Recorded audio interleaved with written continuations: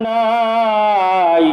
এই দুনিয়াতে তুমি তোমার টাকার গরমে, ক্ষমতার গরমে বাচ্চা যাইতে পারো, কিন্তু মরার পরে পারবা না, কথা ঠিক না?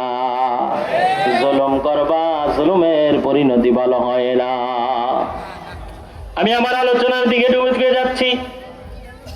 আল্লাহ তাআলা আপনাকে আমাকে সূরা বনী ইসরাঈল, এই সূরার আরেকটা নাম হইল সূরা আল ইসরা। এই সূরা বনী ইসরাঈল বা সূরা আল ইসরা 23 নম্বর আয়াত, 24 নম্বর আয়াত, এই দুই আয়াত আপনাদের সামনে তেলাওয়াত করেছি। আল্লাহ তাআলা এই দুই আয়াতে কি বলতে চাচ্ছেন আপনাকে আমাকে?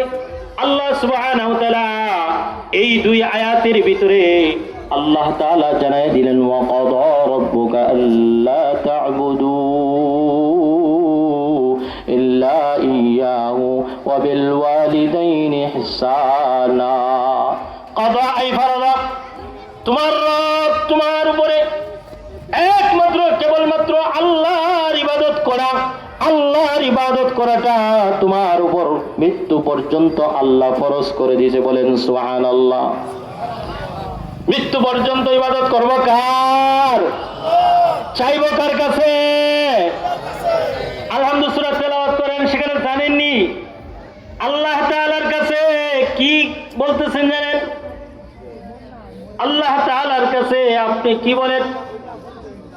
ইয়াকা না'বুদু ওয়া ইয়াকা নাস্তাঈন।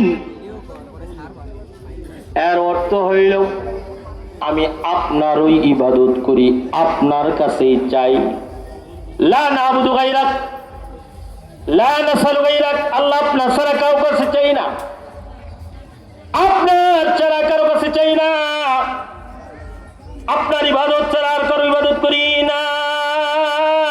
এই কথাটা সূরা ফাতিহার ভিতরে আপনি স্বীকৃতি দিচ্ছেন, ইয়াকা না'বুদু ওয়া ইয়াকা নাস্তাঈন। কেবলমাত্র শুধুমাত্র তোমার ইবাদত করি, তোমার কাছেই চাই। আল্লাহর নবী সরকারে দু আলম হাদিসে বলেন, ইদা সাআলতা ফাসআলিল্লাহ, ইদা ইসতাইনতা ফাস্তাইন বিল্লাহ। তুমি যখন চাইবা তোমার রবের কাছে চাইবা, তুমি যখন সাহায্য চাইবা তোমার রবের কাছে চাইবা। দুনিয়ার কোন বাবা এবং দাদার কাছে চাওয়া যাবে না, ঠিক কি না? ও দোস্ত বুজুর্গ, ইজা সাআলতা ফাসআলিল্লাহ, নবীর বাণী। আল্লাহর নবী বলেন, যদি তোমার রাস্তায় চলতে গিয়ে জুতার একটা পিতার দুইটার একটা অংশ যদি ছিঁড়ে যায়, তুমি তোমার রবের কাছে চাইবা, আল্লাহর কাছে চাইবা। তোমার টাকা দরকার, ক্ষমতা দরকার, তোমার ছেলে দরকার, তোমার যা যা দরকার সব তুমি তোমার রবের কাছে চাইবা। কারণ তুমি সূরা ফাতিহার ভিতরে স্বীকৃতি দিতেছো, ইয়াকা না'বুদু ওয়া ইয়াকা নাস্তাঈন। আল্লাহ তোমার ইবাদত করি, তোমার কাছেই চাই।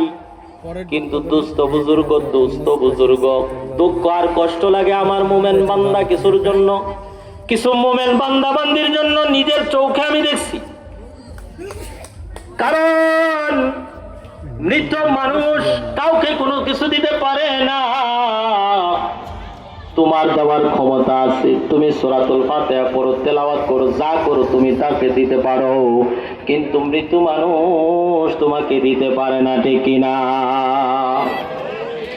দোস্ত ও বুজুর্গ, কিছু মানুষ আছে গায়রুল্লাহর কাছে চাই। আল্লাহ বলেন, না না, ইয়াকা না'বুদু ওয়া ইয়াকা নাস্তাঈন। এই জন্য এই আয়াত আল্লাহ বলেন, ওয়া কাদা রাব্বুকা আল্লা তা'বুদু, একমাত্র শুধুমাত্র তুমি তোমার রবের ইবাদত করবা মৃত্যু পর্যন্ত। রবের ইবাদতের পাশাপাশি আল্লাহ সুবহানাহু ওয়া তাআলা আপনাকে আমাকে ডাক দিয়া রব জানায় দেয়, রব উম্মতের মাধ্যমে, নবীর মাধ্যমে জানায় দেয়, ও নবী গো আপনার উম্মতরা জানায় দিন, রবের ইবাদতের পাশাপাশি মৃত্যু পর্যন্ত দুনিয়ার সন্তানদেরকে জানায় দেয়। দুনিয়ার সন্তানেরা তার মা বাবার খেদমত করাটাকেও মৃত্যু পর্যন্ত আমি আল্লাহ তাআলা ফরজ করে দিয়েছি। বলেন সুবহানাল্লাহ। সমস্ত দুনিয়ার সন্তানদেরকে জানায় দিন, আল্লাহ বলেন, ওয়া কাদা রাব্বুকা আল্লা তা'বুদু ইল্লা ইয়াহু ওয়া বিল ওয়ালিদাইনি ইহসানা। আল্লাহ তাআলা বলেন ওয়াবিল ওয়ালিদাইনি ইহসানা, সমস্ত দুনিয়ার সমস্ত সন্তানদেরকে বলেন তুমি তোমার মা বাবার সাথে ভালো আচরণ করো, তুমি তোমার মা বাবার সাথে মৃত্যু পর্যন্ত ভালো আচরণ করো। কেন করবা জানো? মা বাবাই তোমারে লোকমা করে খাওয়াইছে, মা বাবাই নিজে না খাইয়া তোমারে খাওয়াইছে, মা বাবাই তোমারে নিজে না পড়ে তোমারে পড়াইছে, তোমারে ডাক্তার বানাইছে, ইঞ্জিনিয়ার বানাইছে, বড় কিছু চাকরিজীবী বানাইছে। সুতরাং তুমি তোমার মা এবং বাবার খেদমত করবা মৃত্যু পর্যন্ত, আমি আল্লাহ বরস করে দিলাম। আল্লাহ দুনিয়ার সন্তানদেরকে বলেন ফালা তাকুল লাহুমা উফফিন ওয়া লা তানহারহুমা ওয়া কুল লাহুমা কাওলান কারীমা। আল্লাহ তামাম দুনিয়ার সন্তানদেরকে ডাক দিয়ে বলে ও দুনিয়ার সন্তানেরা শোনো, মা এবং বাবা যখন বৃদ্ধ হয়ে যায়, মা বাবা বৃদ্ধ হয়ে যাওয়ার পরে মাকে তুমি কষ্ট দিও না, বাবাকে কোনো কষ্ট দিও না। কারণ এই পৃথিবীর আলো বাতাস তুমি তোমার মার মাধ্যমে বাবার মাধ্যমে পাইলা। তবে হ্যাঁ, কাউকে কাউকে আল্লাহ তাআলা বাবা ছাড়াও সৃষ্টি করছে। হযরত ঈসা আলাইহিস সালাতু ওয়াস সালামকে, কাউকে আল্লাহ তাআলা যেমন হযরত হাওয়া আলাইহিস সালাতু ওয়াস সালামকে আল্লাহ তাআলা তার পাঁজর থেকে আদম আলাইহিস সালাতু ওয়াস সালামের বাম পাঁজর থেকে সৃষ্টি করছে। আল্লাহ তাআলা আবুল বাশার হযরত আদম আলাইহিস সালাতু ওয়াস সালামকে প্রথম মানব, প্রথম নবীকে আল্লাহ তাআলা নিজ কুদরতে সৃষ্টি করছে। এই কথাটাই কবি বলেন কাদের কুদরত দারি হর চাহিয়া কোনি, কাদের কুদরত দারি হর চাহিয়া কোনি, মুর্দারা যা গম তু বख्शे जिंदा बेजा कुनी, दर्द दिल के वास्ते, दर्द दिल के वास्ते पैदा किया इंसान को, वरना तो आज के लिए कुछ कम न करो बिया। আল্লাহ তাআলা কখনো কখনো তার কুদরত, তার ক্ষমতা জাহির করছে। দেখো আমি ইচ্ছা করলে আল্লাহ তাআলা মা বাবা ছাড়াও সন্তান বানাইতে পারি, যেমন হযরত ঈসা আলাইহিস সালাতু ওয়াস সালামকে বানাইলাম। ইচ্ছা করলে আমি আম গাছে জাম দিতে পারি, জাম গাছে আম দিতে পারি, তেঁতুল গাছেও আমি মিষ্টি দিতে পারি, মিষ্টি আম দিতে পারি। যদি তেঁতুল গাছে মিষ্টি আম হয় আল্লাহর কুদরত, আমি আল্লাহ পারি, এটা আমার আল্লাহর ক্ষমতা। এই জন্য আল্লাহর কুদরত এইটা সুবহানাল্লাহ বলবা।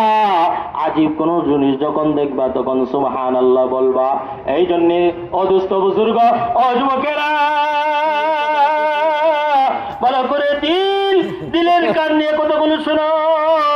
এই পৃথিবীর মধ্যে আলো বাতাস আমি পাইলাম, এই আলো বাতাস গুলো আমি আমার মা এবং বাবার মাধ্যমে পাইলাম। কথা ঠিক কিনা? আরো জোরে বলেন ঠিক কিনা? এই পৃথিবীর ভিতরে আলো বাতাস আমি পাইলাম আমি আমার মার মাধ্যমে, আমার বাবার মাধ্যমে। আরে মা তো এমন জিনিস, নিজের জীবন মৃত্যু কামনা কইরা সন্তানের জীবন আল্লাহর কাছে চাইছে। মা তো এমন জিনিস, বাবা তো এমন জিনিস, নিজে না খাইয়া নিজে না পড়ে তোমারে পড়াইছে। 10 মিনিট দেখি। তাহলে কেন তুমি তোমার বাবারে তুমি দেখবা না? কেন তুমি তোমার বাবার খেদমত করবা না? কেন তুমি তোমার বাবার সেবা করবা না? কবি বলেন খেদমতে মা দরবে দরকুন সুবশম, খেদমতে মা দরবে দরকুন সুবশম,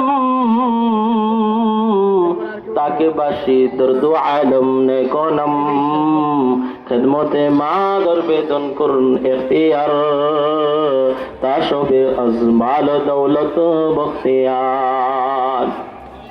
সব সময় মার খেদমত করো, মার খেদমত করে কেউ ঠকে নাই। ওই যে হাদিসের ভিতরে আছে ওয়াইস আল কারনি, এমানের একটা পাগল, নাম হইল ওয়াইস, এমানের ওয়াইস আল কারনি, কারণ এলাকার এ ওয়াইস আল কারনি আল্লাহর নবীর উপর ঈমান আনছে। আল্লাহর নবীকে পত্র লেখে, ওগো নবী, আমি সাহাবী হতে মন চাই, আপনার সাথে জিহাদে যাইতে মন চাই, কিন্তু আমার ঘরে বৃদ্ধ মা আছে, অসুস্থ মা আছে, নবী গো আমি আসতে পারি না। আল্লাহর নবী জবাব দে, ও ওয়াইস আল কারনি, সাহাবী হওয়ার দরকার নাই, আমার কাছে আসার দরকার নাই। ঘরে তোমার বৃদ্ধ মা আছে, সেই মার সেবা করো। তোমার ঘরে তোমার মা আছে, সেই মার খেদমত করো। আমার কাছে আমার দরকার নাই। কিন্তু মার সেবা কইরা তার জবানটারে তো দামি বানাইছি। قال النبي صلى الله عليه وسلم لو اقسم على الله لا برا। আল্লাহর নবী বলে এই ওয়াইসাল করনি জবানটারে তো দামি বানাইছে, এই জবানে যদি আরশের মালিকের কাছে কোনো কিছু চাইয়া বসে তখন আরশের মালিক এই জবানটা ফিরাইয়া দেয় না। বলেন সুবহানাল্লাহ। এই জন্য আল্লাহর নবী সরকারে দু আলম দুনিয়া থেকে যখন বিদায় নেবেন, ওমরকে ডাক দিবেন, ওমর ওই যে ওয়াইসাল করনি আমার পাগলটা আমার বারবার পত্র লিখছে আমাকে দেখার জন্য, সাহাবী হইতে পারে নাই। হাদিসের পরিভাষায় এদেরকে মুখাজরামিন বলা হয়। নবীর জমানা পাইছে, নবীর উপর ঈমান আনছে, কিন্তু নবীর সাক্ষাৎ পাই নাই। নবী যখন দুনিয়ার থেকে চলে গেলেন, চলে যাওয়ার আগ মুহূর্তে ওমরকে ডাইকা বললেন, ওমর আমি আমার এই পাগলটারে বলতে পারি না। মৃত্যুবরণ করার পূর্বে ওমরকে নবীজির জুব্বাটা তার কাছে রাইখা গেলেন, আর বইলা গেলেন ওই পাগলটা এমানের পাগলটা যদি মদিনাতুল মুনাওয়ারাতে আসে, তোমার সাথে যদি সাক্ষাৎ হয়, মার খেদমত করে জবানটারে তো দামি বানাইছে, এই জবানে যা চাইবো আল্লাহ দিতে বাধ্য, আল্লাহ ফিরাইবে না। সুতরাং তুমি তার কাছ থেকে দোয়া নিবা, শুধু তুমি না আমার উম্মতের জন্যও তুমি মাগফিরাতের দোয়া নিবা। বলেন সুবহানাল্লাহ। তাহলে কাকে বলে দেখেন অর্ধ পৃথিবীর খলিফা হযরত উমর, তাকে আল্লাহর নবী বলেন, শোনো মার খেদমত করে কেউ ঠকে নাই।